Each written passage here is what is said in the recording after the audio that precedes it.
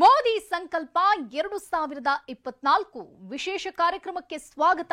ನಾನು ಶುಭಶ್ರೀ ಜೈನ್. ನರೇಂದ್ರ ಮೋದಿ 32 ವರ್ಷದ ಸಂಕಲ್ಪ, ಅಯೋಧ್ಯೆಗೆ ಕಾಲಿಡದ ಶಪಥ, ರಾಮ ಜನ್ಮಭೂಮಿಯಲ್ಲೇ ಮಂದಿರ, ರಥಪುರುಷನ ಜತೆ ವೃತಪುರುಷ ಮೋದಿ, ಕಾಶಿ ರಾಮೇಶ್ವರ ಸಂಗಮದ ಧ್ಯೇಯ, ದಕ್ಷಿಣ ಗೆಲ್ಲಲು ಸಿದ್ಧ ಉಪಾಯ. ಇದುವೇ ಈ ಹೊತ್ತಿನ ವಿಶೇಷ ಮೋದಿ ಸಂಕಲ್ಪ 2024.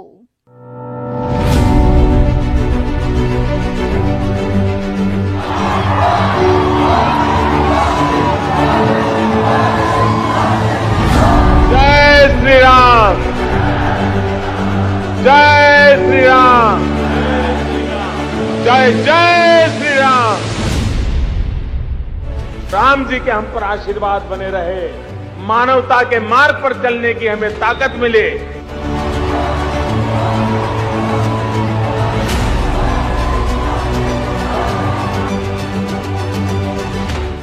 ये जयघोष सिर्फ सियाराम की नगरी में ही नहीं सुनाई दे रहा, बल्कि इसकी गूंज पूरे विश्व भर में है.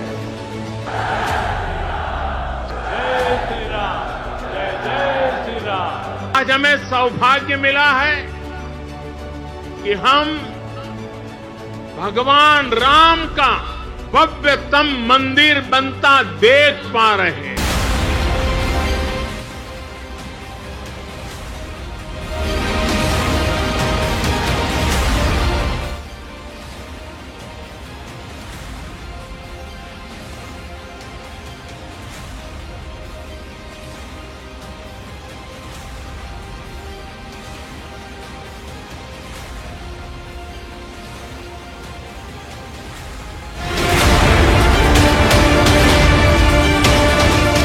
ऐतिहासिक क्षण बहुत भाग्य से हम सभी के जीवन में आया है. अभी कंस्ट्रक्शन हो रहा है मंदिरों का, वहां पर जाके वहां फोटो निकाल लेते हैं, कभी केरला में निकाल लेते हैं, कभी बंबई में निकाल लेते हैं. हर जगह जाकर नए नए ये अपने वस्त्र पहन के हर जगह से फोटो रोज आप तो देखते रहे होंगे.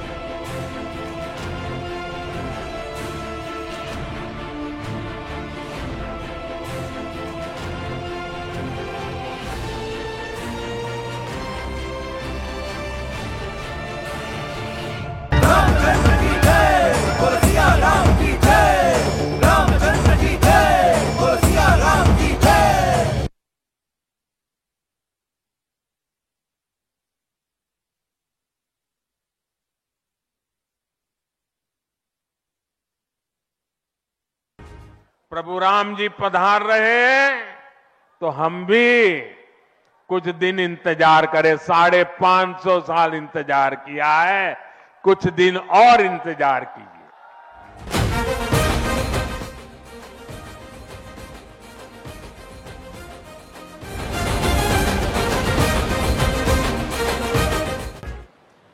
राम काज किनु बिनु मोहि कहां विश्राम।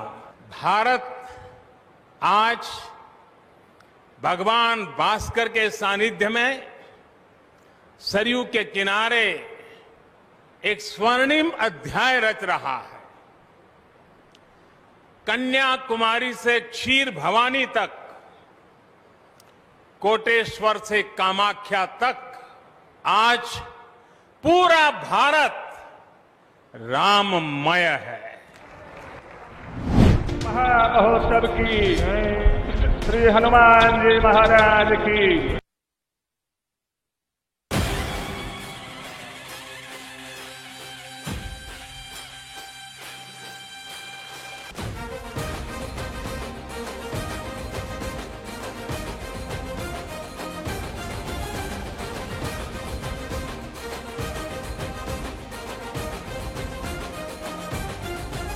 जन्मभूमि मंदिर परज राम जन्मभूमि वंशे राम जन्म स्थान परज राम जन्मभूमि मंदिर वंश। दुनिया ની કોઈ તાકાત રામ મંદિર બનતા અટકાવી નહીં શકે।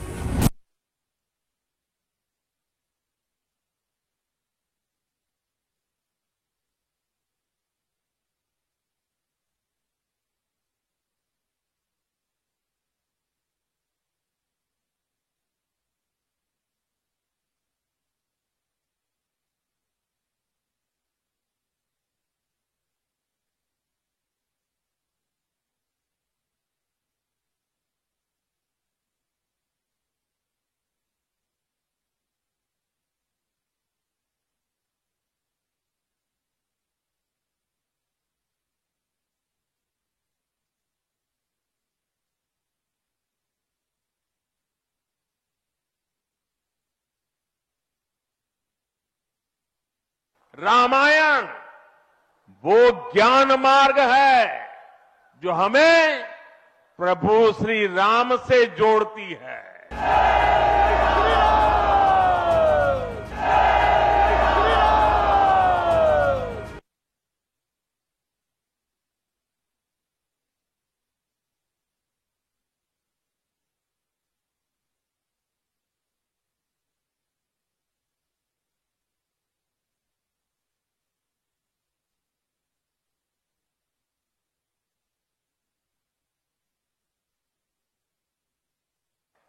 प्रभु राम जी पधार रहे हैं तो हम भी कुछ दिन इंतजार करें। 550 साल इंतजार किया है, कुछ दिन और इंतजार किया।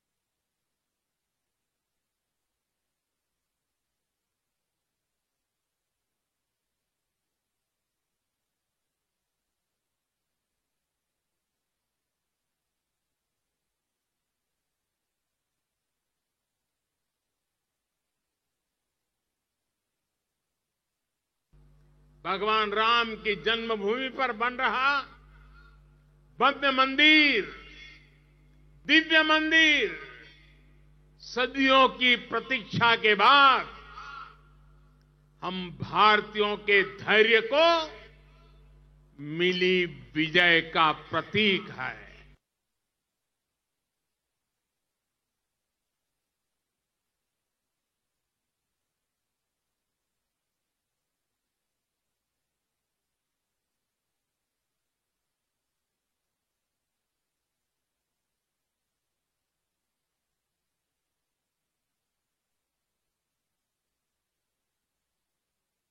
प्रभु राम के दर्शन, अयोध्या का नव्य भव्य दिव्य मंदिर आने वाली सदियों तक दर्शन के लिए उपलब्ध है।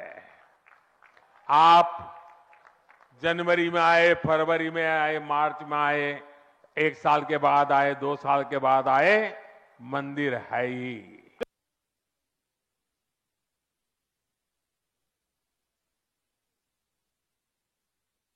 ಇನ್ನೆರಡು ತಿಂಗಳಾದ್ಮೇಲೆ ಈ ಸಾರಿ ಅತ್ಯಂತ ತುರಿಸಿನಿಂದಲೇ ಲೋಕಸಭಾ ಚುನಾವಣೆ ನಡೆಯಲಿದೆ.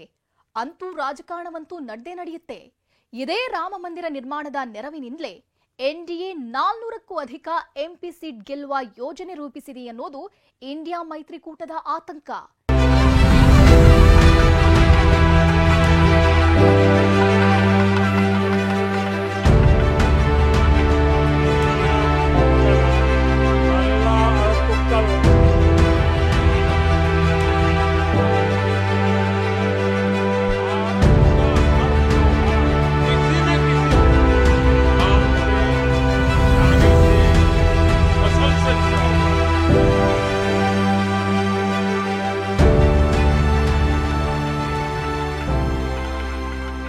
ಕೇಂದ್ರ ಮೀನುಗಾರಿಕೆ, ಪಶುಸಂಗೋಪನೆ ಮತ್ತು ಹೈನುಗಾರಿಕೆ ರಾಜ್ಯ ಸಚಿವ ಎಲ್ ಮುರುಗನ್ ಅವರ ನವದೆಹಲಿ ಮನೆಯಲ್ಲಿ ತಮಿಳು ಸಂಸ್ಕೃತಿಯ ವೈಭವವಿತ್ತು. ಸಂಕ್ರಾಂತಿ ಹಬ್ಬದ ಕಳೆಗಟ್ಟಿತು. ಅವತ್ತು ಪ್ರಧಾನಿ ನರೇಂದ್ರ ಮೋದಿ ರಾಷ್ಟ್ರ ನಿರ್ಮಾಣ ಕುರಿತಂತೆ ರೈತರಿಂದ ಯುವಕರವರೆಗೂ ತಮ್ಮ ಸಂದೇಶ ನೀಡಿದರು. अच्छी फसल, पढ़े लिखे व्यक्ति और ईमानदार व्यापारी, ये तीनों मिलकर राष्ट्र निर्माण करते हैं.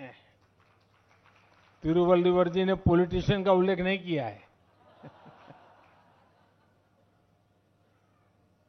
ये हम सबको संदेश है. पोंगल पर्व में ताजी फसल को भगवान के चरणों में समर्पित करने की परंपरा है. इस पूरी उत्सव परंपरा के केंद्र में हमारे अन्नदाता, हमारे किसान है. और वैसे भी भारत का हर त्योहार किसी न किसी रूप में गांव से, किसानी से, फसल से जुड़ा हुआ होता है. ಈ ಪೊಂಗಲ್ ಹಬ್ಬದಲ್ಲಿ ರೈತರು ಮತ್ತು ಯುವಕರನ್ನ ಮೋದಿ ಸ್ಮರಿಸಿಕೊಂಡಿದ್ಯಾಕೆ? ಇದನ್ನ ಅರಿಯಬೇಕಿದ್ರೆ ಪಿಎಂ ಮೋದಿಯ ಆ ಮಾತನ್ನ ನೆನಪಿಸಿಕೊಳ್ಳಿ. ಅದರಲ್ಲಿ ಇಂಡಿಯಾ ಒಕ್ಕೂಟ ಜಾತಿ ಗಣತಿ ಬೆಂಬಲಿಸಿದ್ದಕ್ಕೆ ಮೋದಿ ಟಾಂಗ್ ಕೊಟ್ಟಿದ್ರು. ದೇಶದಲ್ಲಿ ಬರೀ 4 ಜಾತಿಗಳಿವೆ ಅಂದಿದ್ರು. मेरे लिए सबसे बड़ी जाति है गरीब, मेरे लिए सबसे बड़ी जाति है युवा, मेरे लिए सबसे बड़ी जाति है महिलाएं, मेरे लिए सबसे बड़ी जाति है किसान. इन 4 जातियों का उत्थान ही अगर भारत को विकसित बनाएगा, और अगर 4 का हो जाएगा ना, इसका मतलब सबका हो जाएगा. ಪೊಂಗಲ್ ಉತ್ಸವದಲ್ಲಿ ಶ್ರೀ ಅನ್ನ ಯೋಜನೆ ಕುರಿತಂತೆ ರೈತರು ಮತ್ತು ಯುವಕರು ಹಾಗೆ ಮಹಿಳೆಯರ ಕುರಿತಂತೆ ಮಾತನಾಡಿದ್ರು ಮೋದಿ. ತಮಿಳುನಾಡು ರಾಜಕೀಯ ನಾಯಕ ಎಲ್ ಮುರುಗನ್ ಮನೆಯಲ್ಲಿ ಈ ಪೊಂಗಲ್ ಕಾರ್ಯಕ್ರಮ ನಡೆದಿತ್ತು.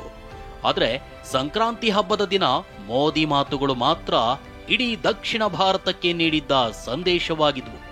ಯಾಕಂದ್ರೆ 4 ದಿನ ನಡೆಯೋ ಪೊಂಗಲ್ ಫೆಸ್ಟಿವಲ್ ತಮಿಳುನಾಡು, ತೆಲಂಗಾಣ, ಆಂಧ್ರ ಮತ್ತು ಕರ್ನಾಟಕ ರಾಜ್ಯಗಳಲ್ಲಿ ಅತಿ ದೊಡ್ಡ ಹಬ್ಬ. ಮುಂಬರುವ 2024ರ ಚುನಾವಣೆಯಲ್ಲಿ ದಕ್ಷಿಣದ ಇದೇ 4 ರಾಜ್ಯಗಳಲ್ಲಿ ಬಿಜೆಪಿಗೆ ಅತಿ ದೊಡ್ಡ ಅಗ್ನಿ ಪರೀಕ್ಷೆ ಎದುರಾಗಲಿದೆ. ಅದಕ್ಕಾಗಿಯೇ ಪ್ರಧಾನಿ ಮೋದಿ ದಕ್ಷಿಣ ಭಾರತದ ರಾಜಕೀಯ ಸಂಘರ್ಷದ ಅಖಾಡಕ್ಕೆ ಧುಮುಕಿದ್ದಾರೆ. ಈ ವರ್ಷದ ಆರಂಭವನ್ನ ಪ್ರಧಾನಿ ಮೋದಿ ಕೇರಳದಿಂದಲೇ ಆರಂಭಿಸಿದ್ರು.